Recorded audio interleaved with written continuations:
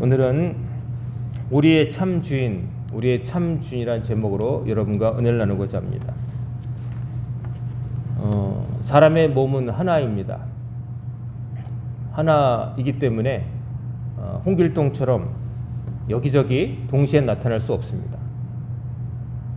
또 서유기라고 하는 중국의 옛날 소설 보면은 손오공이 부린 재주 중에 자기의 가슴털 한 굼을 뽑아서 훅 불면은 자기의 분신이 생겨가지고 자기와 똑같은 힘을 발휘하는 존재들이 막 적과 싸우는 장면이 나오죠.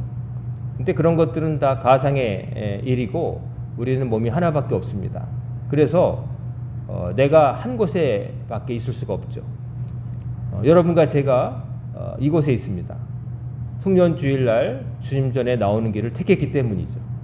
동시에 여러분이 여기 있으면서 딴 데 가 있을 수는 없습니다. 몸이 하나이기 때문에 그렇습니다. 그런데 마음도 사실은 하나입니다. 우리가 여러 가지 생각을 하고 마음이 나뉜다는 말도 하고 그렇지만 실은 마음도 하나입니다. 사람들이 요즘 젊은 친구들이 음악을 들으면서 공부도 하고 뭐 운동할 때 귀에다 꽂고 뭐 하고 이른바 멀티태스킹, 이거 동시에 하는 일을 많이 익숙한 세대라고 하잖아요. 근데 사실은 멀티태스킹은 있을 수 없습니다. 중간중간 방해를 받는 거예요.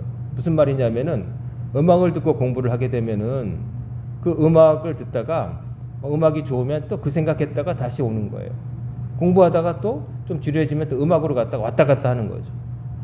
책상 앞에 오래 앉아 있는 시간을 늘릴 수는 있겠지만 그러나 왔다 갔다 하기 때문에 공부의 질은 썩 좋지 않습니다. 사람은 동시에 두 가지를 할 수 없습니다. 마음이 하나이기 때문에 그렇습니다. 마음이 하나인데 그러니까 마음을 어느 하나에게 주어버리면 딴 곳에 줄 수가 없습니다. 몸이 하나여서 한 번에 한 장소에 있는 것처럼 마음도 한 곳에 주어버리면 다른 곳에 가 있을 수가 없습니다. 두 가지를 같이 할 수 없습니다. 하나님이 그렇게 만드셨습니다. 오늘 예수님께서 하신 말씀에 한 사람이 두 주인을 섬길 수 없다고 잘라 말하십니다. 왜냐하면 사람이 필연적으로 두 주인을 섬기지 못하는데 두 주인이 생기게 되면 반드시 비교를 하게 되고 어느 하나는 가볍게 여기고 어느 하나는 중히 여긴다고 합니다. 사람이 뭔가 소중한 게 한 개만 있으면 그것에 온전히 헌신하지만 그에 비교할 만한 또 다른 존재가 생기게 되면 갈등하게 되고 나중에는 결국 한쪽으로 기울게 돼 있습니다. 인간의 필연적인 사실입니다. 내가 아끼던 물건이 있어요. 근데 그 물건을 애지중지했는데 그가 비슷한 혹은 또 다른 걸 갖게 됐어요. 그렇게 되면 사람은 어떻게 하냐면 자기도 모르게 비교를 합니다. 그래서 이전까지도 최고의 내가 애지중지하는 물건이라고 생각했던 것도 나중에 내 손에 생긴 것이 좀 더 낫게 여겨지게 되면 대접이 달라져요. 놓는 위치가 달라지는 거예요. 내가 더 좋게 여겨진다고 하는 것을 좋은 자리에 놓고 그보다 뭐 덜하다고 하는 것을 아랫자리에 내려놓게 돼 있는 거죠. 사람이 그렇습니다. 하나님을 섬기는 자세에 대해서 신앙에 대해서 예수님 말씀하셨는데 사람이 두 주인을 섬길 수 없다고 말씀하셨습니다. 이 말은 뭐냐면은 사람들이 사실은 두 주인을 섬기며 사는 것처럼 보였다는 거죠. 사실은 더 정확히 말하면 두 주인도 아니고요. 주인 아닌 것을 주인 삼아 살고 있었다는 말씀을 하고 싶으셨던 거예요. 놀랍게도 그 하나님과 주인 자리를 놓고 다투었던 존재가 딴 종교의 신이나 뭐 바알이라든지 우리가 성경에서 보는 우상 뭐 몰록이라든지 그모스라고 하는 그런 신이 아니라 놀랍게도 재물이라고 말씀하십니다. 재물, 화폐, 돈. 여러분 돈이 왜 생겼죠? 돈은 물물 교환을 하는 데 있어서 편리함을 갖기 위해서 사람들이 고안해낸 장치입니다. 옛날에는 물물 교환, 물건과 물건을 직접 교환했어요. 처음에는 자급자족하면서 혼자 다 만들고 사냥하고 채집하고 그렇게 살았는데 사람들이 공동체가 되면서 살다 보니까 내가 다 하는 것보다는 내가 잘하는 것을 내가 중점적으로 많이 거두고 다른 사람은 다른 것을 거두어서 나는 쌀을 짓고 너는 뭐 소를 쳐라. 그래서 고기가 먹고 싶으면 내가 많이 거둔 쌀을 갖다 주고 또 밥을 먹고 싶으면은 내가 기른 소를 갖다 주고 이제 자기들이 볼 때 형평성 있게 맞바꿨던 거죠. 하지만 그게 사실은 불편하죠. 소를 끌고 가야 되고 쌀을 무겁게 이고 지고 가야 되고 그런 게 이제 번거로우니까 사람들이 뭘 했어요? 그럼 우리 약속을 정하자. 우리가 보면은 이게 조개 껍데기 같은 게 있는데 모양도 비슷비슷하고 크기가 큰 차이가 없으니 이거를 요거 10개면은 이게 소라고 한 마리라고 생각하자. 그리고 요걸 대신해서 소를 직접 끌고 오지 말고 우리가 소를 맨날 왔다 갔다 하는 게 아니라 이 소 대신에 이 조개 껍데기 10개를 갖다 주면 그 소를 맞바꾸증으로 하자. 그리고 마찬가지로 쌀 한 가마다 그러면 이걸 그 값어치로 해서 환산하자. 그래서 주머니에 소나 쌀을 이고 지고 다니지 않고 주머니에 그 조개 껍데기 가지고 거래를 하기 시작한 거죠. 그러다가 이 조개 껍데기보다 점점 더 견고하고 상하지 않는 거, 그러니까 금속이 됐고 금속 가운데 이제 금, 은, 동 이런 것들, 그리고 그 가운데서 이제 똑같게 할 수는 없으니까 더 희귀한 것, 그런 것들을 더 많이 쳐주자. 그래서 금, 은, 동으로 금화, 은화, 동화 만들고 나중에는 종이 돈도 나오는 거죠. 무거운 금속 화폐 대신에 종이로 증서를 써주자. 왜냐하면 이제 무거운 거 이만큼 갖고 다니기 힘드니까, 보관도 어려우니까 증서를 써주자. 이걸 갖고 가는 사람에게는 금 한 냥 값어치의 그 값어치 인증, 이걸 갖다 주면 금을 주든지 거기에 해당하는 소나 쌀을 줘라. 그거는 누가 보증하냐면 국가가 보존한다. 그래가지고 나라에서 여러분 요즘은 신용카드 다 이런 걸 쓰셔가지고 지폐를 직접 만지실 일이 많지 않겠지만 지폐를 보면 항상 거기에 있는 거는 한국은행권이라고 해요. 한국은행 그 도장 마크가 딱 찍혀져 있는 거예요. 로고가 찍혀 있는 거예요. 이 말은 뭐냐면은 이 종이를 갖고 가는 사람, 이 화폐를 가져가는 사람은 만 원어치, 만 원을 내면은 이 만 원의 값어치를 국가, 한국은행이 보증한다. 이게 있는 거예요. 그렇게 해가지고 생긴 게 화폐인데 갖고 다니기 편하고 물물 교환보다는 이게 화폐 교환이 편하기 때문에 한 건데 지금은 이제 그것조차도 없어져가지고 디지털로 신호로 계좌 이체 얼마 숫자로 하면은 이제 그 정보가 교환되면서 이게 돈이라고 하는 게 만져지는 게 없이 숫자만 왔다 갔다 하잖아요. 월급을 받아도 내가 받는 게 아니라 통장을 스쳐갈 뿐, 그냥 들어왔다가 세금 나가고 그렇게 말하는 거죠. 근데 문제는 이게 옛날에는 소를 막 이렇게 이렇게 치기도 그렇고 이 쌀을 이렇게 하기도 그렇고 그래서 이제 금, 은, 동 이런 거 혹은 종이 더 많이 이렇게 조그만 부피로서 할 수 있는 걸 해놨는데 이게 쌓여지다 보니까 이게 보관이 너무 쉽고 나중에는 뭐가 되냐면 모으는 재미가 생긴 겁니다. 남보다 많이 갖는 거, 남보다 많은 돈, 이걸 갖고 있으면 내가 그걸 가지고 할 수 있는 일이 많아지니까 사람들이 이제 돈을 모으는 것이 이제 취미가 돼버린 거죠. 언젠가 아주 오래전에 본 어떤 그 TV 그 예능 프로그램 같은 거에 희한한 사람들 취재해서 하는 것 중에 하나가 기억나는 게 어떤 부부가 열심히 애써서 부부가 악착같이 벌어가지고 저금을 하면서 근면하게 사는데 왜 이게 사연이 채택됐냐면은 그 부인이 특이한 버릇이 있다. 그게 뭐냐면은 돈을 벌었잖아요. 그때만 해도 신용카드가 이 정도까지 되지가 않으니까 이제 지폐 뭐 돈 이런 모으던 시대인데 남편이 자기도 힘써가지고 돈을 벌잖아요. 장사를 해서. 그러면 그 돈을 반드시 은행에 가서 신권으로 바꿔놓는 겁니다.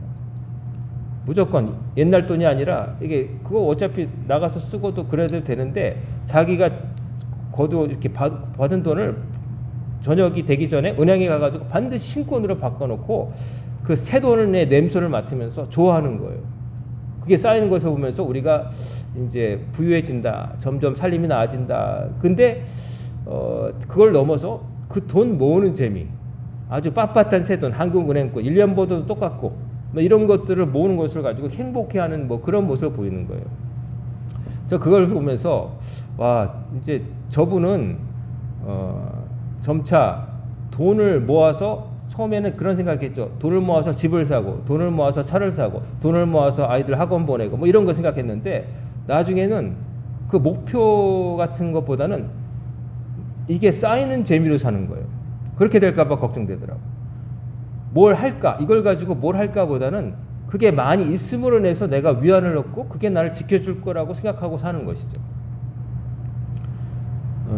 우리 아들이 7살 때 저희가 마트에 갔다가 그 예쁜 돼지 모양의 저금통을 봤는데 그냥 저도 어릴 때 저금통에 저금한 기억이 나서 그걸 사갖고 왔어요. 와가지고 아들에게 줬죠.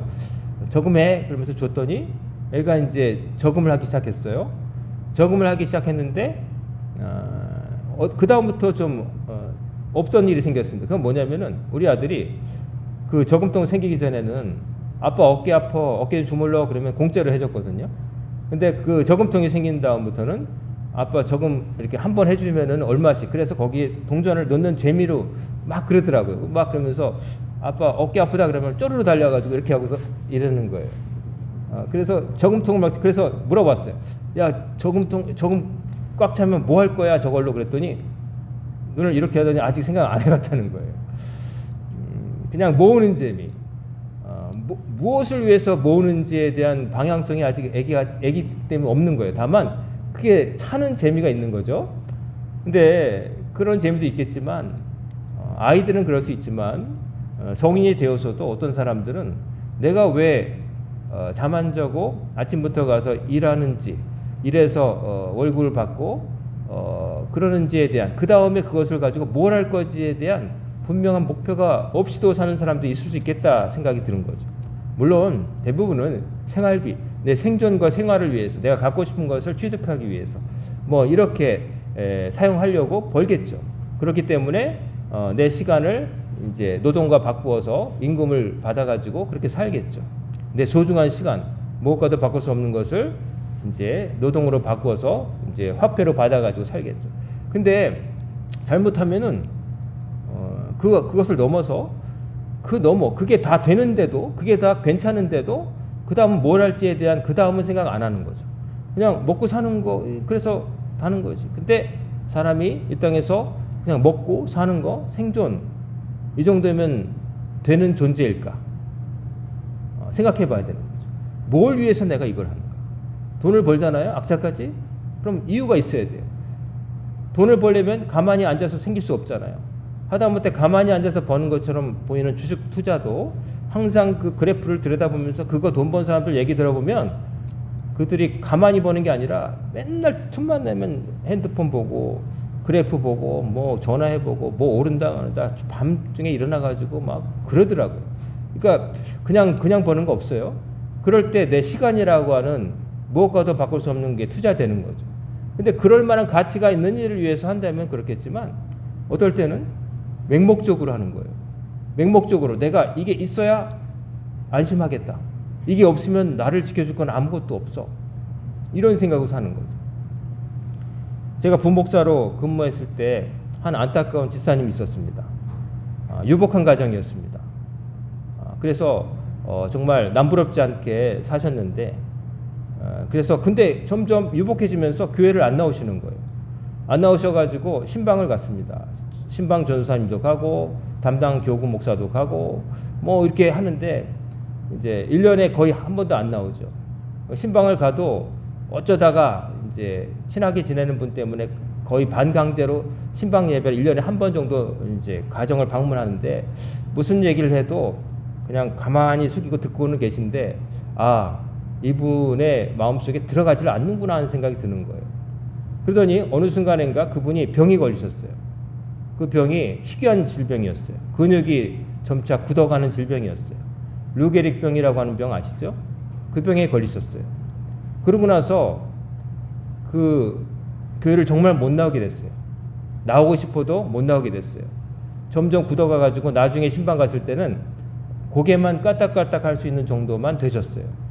그래가지고 기도를 하고 오는데 그러고 있다가 얼마 전에 별세하셨죠. 그 다음에 지나서 그분이 교회에 한참 안 나오실 때 신방 가서 그런 말씀을 드렸습니다. 집사님 하나님을 믿으시니까 하나님 앞에 나오셔서 기도하고 예배하시고 하나님 곁에서 사셔야죠. 네, 대답은 잘하세요. 근데 항상 보면은 교회 빼고는 정말 열심히 다 다니시는 거예요.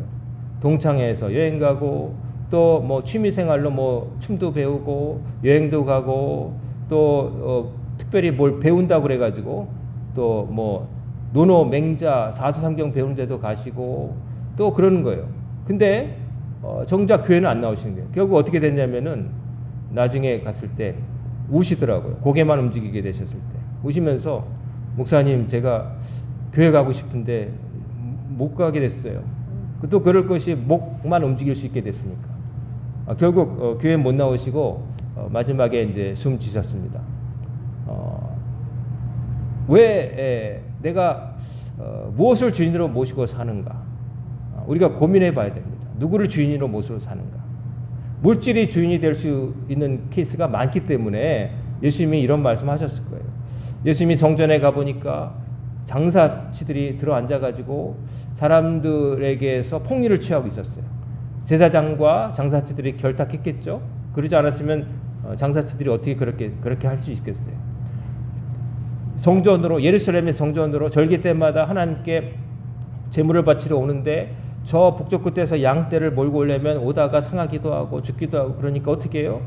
대부분 돈을 갖고 와가지고 예루살렘 그 앞에서 파는 양들을 사게 됩니다. 사게 되는데 상인들이 그냥 파나요? 너희들 돈 내고 사지 말든지 저기서 끌고 오든지, 그러면서 비싸게 팔아먹죠. 하나님께 바치러 온 사람들을. 그 다음에 헌금을 하려고 해도 로마 황제, 자기를 신이라고 하는 황제의 얼굴이 새겨진 동전으로 바칠 수가 없죠. 그러니까 성전에서 통용되는 다른 화폐로 환전을 해주죠. 그때도 또 폭리를 취해서 많이 받고 조금 내줍니다. 그런 일들이 벌어지니까 예수님이 화나셔가지고 아버지께서 만민이 기도하는 집을 만드셨건만 광도의 소굴을 만들었다 하시면서 채찍으로 치시고 그 환전상들의 그걸 상을 막 엎으셨던 거죠. 예수님이 보신 시대가 그랬어요. 근데 요즘 어떠냐? 요즘은 진짜 그거를 옛날에는 좀 그래도 노골적으로 말 안 하지 않고 아닌 것처럼 흉내라도 냈는데 요즘은 노골적으로 말합니다. 노골적으로 돈이 최고지라고 그냥 말하고, 뭐 한때는 부자 되세요라고 하는 말이 인사처럼 쓰이고 막 그랬어요. 부자 되는 게 나쁘다고 말하는 게 아닙니다. 뭐 때문에 부자가 되려고 하느냐? 내가 물질을 모으는 이유가 뭐냐? 그걸 알지 못하고 맹목적으로 사는 경우가 많다는 거죠. 그래서 그것을 위해서 양심도 팔아버립니다. 불의를 보고서는 침묵하면서 불이익에 대해서는 발끈하고 일어납니다. 잘못된 거 그런 것이 아니라 나에게 손해가 되면 나쁘다고 말합니다. 정치적 입장을 취할 때도 옳고 그르냐라고 생각하는 게 아니라 실은 나에게 유익이 되느냐 아니냐를 놓고서 선택을 하는 것이죠. 무시무시한 세상입니다. 다 돈 얘기만 합니다. 어딜 가든지 돈 얘기합니다. 없는 사람은 너무 없어서 얘기하고, 있는 사람은 있는 걸 어떻게 불킬까, 어디 가면 더 많이 얻을까, 그 얘기만 합니다. 하지만 그 모든 것들이 무의미해지는 날이 반드시 옵니다. 제가 자주 말씀드리지만 반드시 옵니다. 흰옷 입고 혼자 하나님 앞에 가서 살아온 나날에 대해서 평가받을 날이 반드시 옵니다. 근데 그날은 나하고 상관없고 마치 방학 첫날 맞은 애처럼 계약이 온다는 건 알지만 그러나 한참 뒤의 일이라고 생각하고 밀린 숙제 안 하고 그냥 딴짓하고 다니는 아이처럼 살다가 갑자기 계약날 전날 밤새서 막 숙제하듯이 막 이렇게 했는데 인생은 그렇게 안 되거든요. 살아온 나날들 그거 한 번에 만회할 수 없습니다.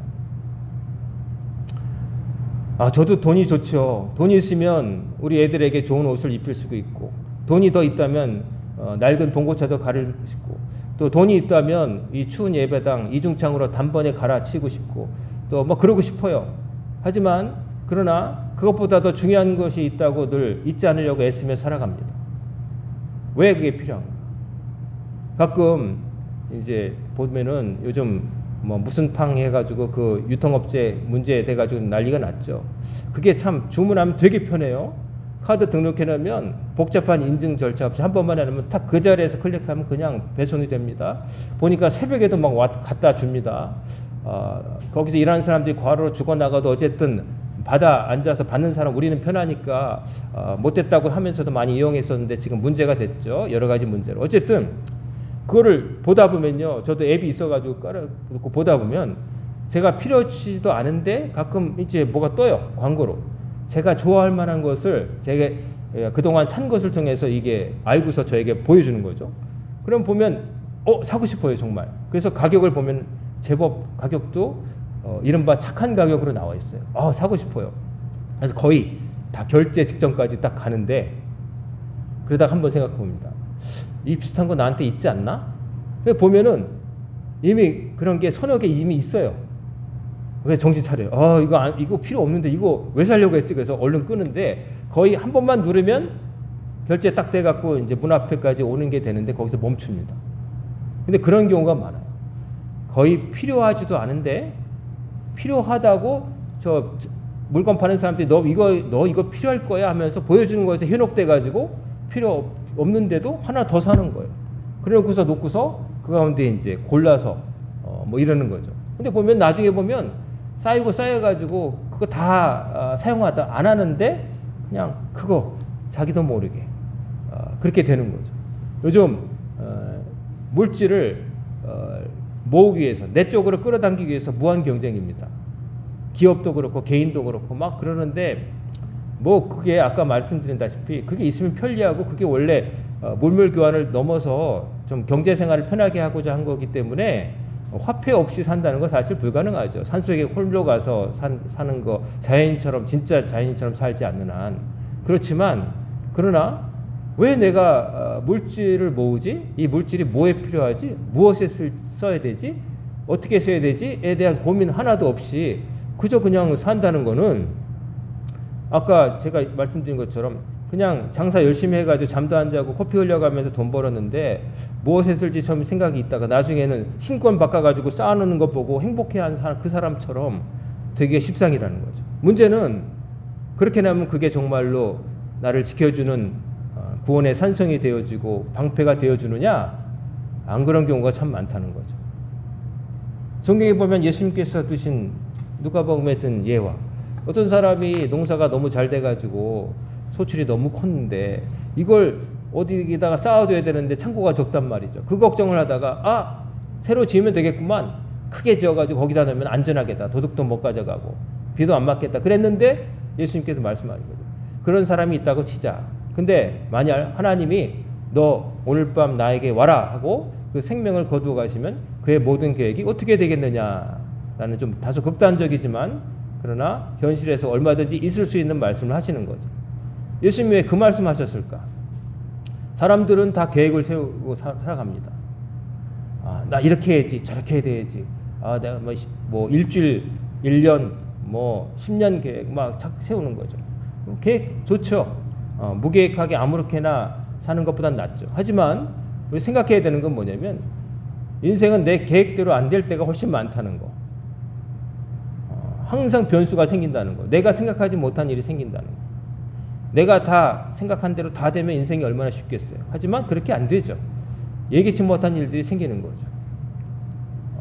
오늘 아침에 교회에 나오려고 신발끈까지 메웠어도 갑자기 몸이 아파서 못 나올 수도 있는 거예요. 내가 언제든지 계획 세운 대로 어디 하고 그렇게 안 될 수 있는 경우의 수는 무지 많은 거예요.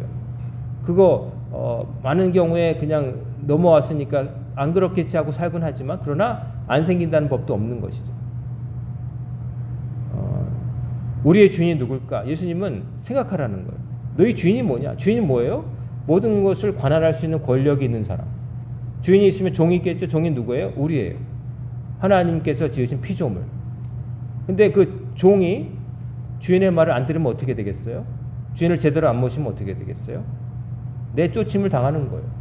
종은 주인을 위해서 있는 존재예요. 주인의 말을 따를 때 가장 안전한 거예요. 과거에 종들이 힘들었지만 그래도 왜 종살이 했겠어요? 빚을 져서 된 사람도 있지만 사실은 주인의 울타리에 들어가서 안전하기 위해서 들어가는 거예요. 주인은 무슨 의무가 있냐면은 내 지붕 안으로 들어온 사람들 종으로 부리긴 하지만 종에게 먹을 것과 머물 곳을 제공해 줘야 되는 거예요. 그냥 주인 되는 거 아니에요. 주인은 내 지붕 처마 밑으로 들어온 사람들, 머슴으로 온 사람들에게 먹을 것과 살 곳을 제공해 줘야 되는 거예요. 보호해 줄 책임이 있다는 거예요. 그래야 일하죠. 하나님이 우리의 주인이신 거예요. 하나님만이 참 주인인 거예요. 그거를 잊어버리고 살게 되면 어떻게 되느냐? 주인 아닌 것의 명령에 의해서 좌지우지되고 왔다리 갔다리 하는 거예요. 어떨 때는 이쪽으로, 어떨 때는 저쪽으로, 갈팡질팡. 줏대가 없는 거예요. 날 왜 살지? 내가 뭐 인생의 진짜 목표가 뭐지? 짤막짤막한 중간 목표는 있죠. 직장만, 뭐 결혼, 출세, 뭐 이런 게 있겠지만 그 모든 건 넘어 그런 거 다 지난 다음에 마지막에 올 것, 거기에 대한 생각이 있어야 되는 거예요. 그 종착지에 대한 생각이 있어야 되는 거죠. 내가 뭐 이탈리아로 여행을 간다 그러면 중간에 한번 뭐 홍콩을 뭐 경유해서 잠깐 시간이 남아서 홍콩 면세점도 갔다 올 수도 있고 뭐 그렇지만 그렇다고 해서 거기 정신 팔면 안 되죠. 내 목적지는 홍콩이 아니라 이탈리아잖아요. 그냥 쇼핑하다가 비행기 놓치면 어떻게 돼요? 이탈리아는 못 가는 거예요. 홍콩은 잠깐 머무는 거예요.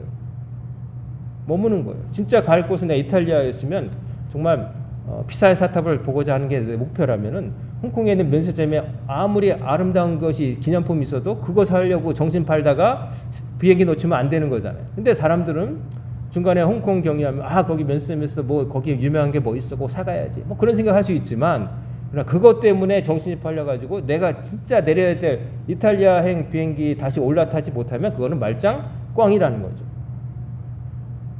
여러분들은 다 태어나면서 어느 정도 시간이 됐을 때부터 자기 앞가름 하느라고 앞으로도 이제 그래야 될 우리 어린 친구들도 있지만 결국 열심히 살게 될 겁니다. 세상이 공짜로 먹여주지 않으니까요. 가만히 있어도 또 나라의 복지가 잘 돼 있어서 어쩌면 나라에서 얼마 줄지도 모르지만 어쨌든 대부분의 경우에는 일하면서 살게 될 겁니다. 그래서 일하는 그 대가로 보수를 받고 그것을 가지고 여러분이 갖고 싶은 거 갖고 해야 될 일을 하며 살게 될 거예요. 하지만 사람의 삶이 거기에 다 매몰되면 안 되는 거예요. 그런 일을 하면서 남에게 기대지 않고 구걸하지 않고 사는 거 중요하지만 그러나 왜 나는 아침에 일어나서 힘들어도 직장에 가야 되는가? 그럴 만한 의미가 있어야 되는 거죠. 그 의미도 없이 마지못해서 정말 목구멍에 풀칠해야지 더러워도 나간다 이런 마음으로 살면 참 불행한 인생이겠지만 그래도 어쨌든 나가서 한다면 그래도 그럴 만한 값어치가 있어야 되는 거겠죠. 그래서라도 하기신을 해서라도 받는 대가로 내가 정말로 하고 싶은 일을 해야 될 일을 해야 된다 그런 목표가 있으면 감수할 수 있겠죠. 마지막 내가 무엇을 위해서 하는가? 하나님이 주인이실 때 하나님을 주인으로 모실 때 내가 그 목표에 도달할 수 있다는 거예요. 우리의 목표는 뭡니까? 뭐 명문대학 들어가는 거, 혹은 좋은 직장에 얻는 거, 뭐 행복하게 건강하게 사는 거, 다 이렇게 좋은 목표라고 말할 수 있겠지만 그게 최종적인 목표는 될 수가 없잖아요. 마지막에 하나님 나라에 들어가야 되잖아요. 구원 받아야 되잖아요. 그 목표를 망각하고 그냥 살아가면 세상에 사는 사람들하고 똑같은 거예요. 하나님 안 믿는 사람과 똑같은 거예요. 말로는 뭐라고 말할지 모르겠지만 그 사람은 적어도 하나님을 주인으로 모신 게 아니라 딴 것에 노예가 되어서 딴 주인 밑에서 기고 있는 것이죠. 우리의 참 주인은 누구십니까? 하나님이세요. 하나님 때문에 아침에 눈을 떴고 하나님 때문에 숨 쉬고 있는 거고 하나님이 우리 몸을 워낙 잘 만드셨기 때문에 잠자는 동안에도 심장이 뛰는 거고 숨도 멈추지 않는 거고 밥 숟가락을 들 수 있는 거고 직장에 나갈 수 있는 거고 볼 수 있고 만질 수 있고 마실 수 있고 볼 수 있고 들을 수 있는 거예요. 하나님 아니시면 아무것도 되지 않습니다. 아무것도 되지 않습니다. 근데 사람들은 자꾸 잊어버리죠. 그건 너무나 당연하다고 생각하는 거예요. 내가 눈 뜨는 게 당연하지 잤으니까 일어나는 거지 그렇지 않습니다. 어떤 사람은 못 일어났습니다. 잠자는 동안에도 그냥 비명 한번 못 지르고 가는 사람이 있습니다. 심장이 멈추기 때문이죠. 우리가 다 해서 하는 게 아니라 하나님께서 허락하신 걸 잠시 누리는 거예요. 우리가 뛰어나서 얻는 게 아닙니다. 하나님이 허락하셨기 때문에 누리는 겁니다. 그 점을 잘 알고 산다면 사는 태도가 달라지겠죠. 하나님을 대하는 태도도 다를 것이고 자기의 주어진 인생을 활용하는 방식도 달라지겠죠. 무의미한 것을 위해서 살지 않을 겁니다. 하나님을 참 주인으로 모신다면 무의미한 일, 별로 중요하지도 않은 일 때문에 시간과 물질을 소모하지 않을 겁니다. 정말로 해야 될 일, 중요한 일을 위해서 내 소중한 것을 쓰게 될 겁니다. 시간과 물질을 허탄한 것으로 잠깐 지나가 버릴 것들, 잠깐 있다가 없어져 육신의 정욕, 이생의 안목 이런 것들 때문에 인생을 낭비하게 되는 없을 겁니다. 하지만 사람들이 모릅니다. 그냥 그런 것들 속에서 잠시 즐거워하고 하루 잘 지냈다, 잘 봤다, 잘 먹었다, 재밌었다 하고 지나가고 그러는데 지나보면 뭘 했지? 하면 남는 게 없어요. 뭘 했지? 남는 게 없어요. 그런 인생 살기에는 너무 억울하지 않습니까? 길지도 않은 인생인데 그렇게 살라고 하나님께서 귀한 생명 주시지 않았습니다. 의미 있는 일, 중요한 일, 가장 중요한 것, 구원받는 것을 위해서 이런저런 일을 택할 수는 있겠지만 그러나 그 선택 속에서도 항상 염두에 둘 것은 내 주인이 누구지? 진짜 주인이 누구지? 내가 다니는 회사의 사장님이 주인인가? 아닙니다. 그 주인이 나를 자를 수도 있고 그럴 수 있겠지만 그러면 딴 직업 얻으면 됩니다. 지금보다 월급이 작을 수는 있겠지만 어떻게든 다른 사장을 구하면 됩니다. 여러분 우리는 막 그런 것을 겁내죠. 근데 그 사람이 내 주인이 아닌 거죠. 내 주인은 하나님이십니다. 하나님 때문에 태어났고 하나님 때문에 구원받을 겁니다. 다른 말로 하자면은 하나님 아닌 것을 주인으로 모시고 사는 한 나는 딴 것의 노예고 그 삶의 마지막은 허무밖에 없고 멸망밖에 없다는 겁니다. 우리는 당장 눈에 앞에 있는 것에 골몰하게 됩니다. 보이니까요. 그게 급한 것 같으니까요. 하지만 그 너머에 더 다른 것도 있는 겁니다.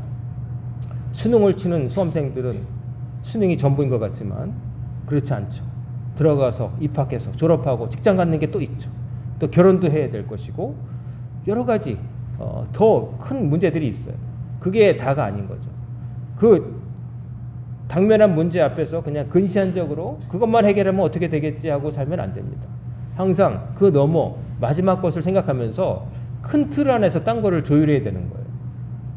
하나님을 나 주인에 모시고 사는데 어떤 직업을 가질 것인가, 어디에 살 것인가, 어떤 사람을 만날 것인가, 내 시간을 어떻게 쓸 것인가, 여기에 대해서 하나님을 주인으로 모시는 신앙의 틀 안에서 딴 것을 계획해야지 딴 것을 정한 다음에 하나님 내가 이렇게 살려고 하니까 이렇게 되게 해주세요 라고 땡깡 쓰는 게 신앙이 아닙니다. 하나님이 주거 우리가 부예요. 그걸 분명히 알아야 돼요. 그게 신앙입니다. 신앙이라고 하는 건 뭡니까? 내 마음대로 살고자 하나님 땡기고 하나님 밀당하는 게 아니에요. 하나님 뜻대로 살고자 나를 무릎 꿇리고 하나님 뜻이 무엇인지 분별하려고 애쓰는 게 신앙이에요.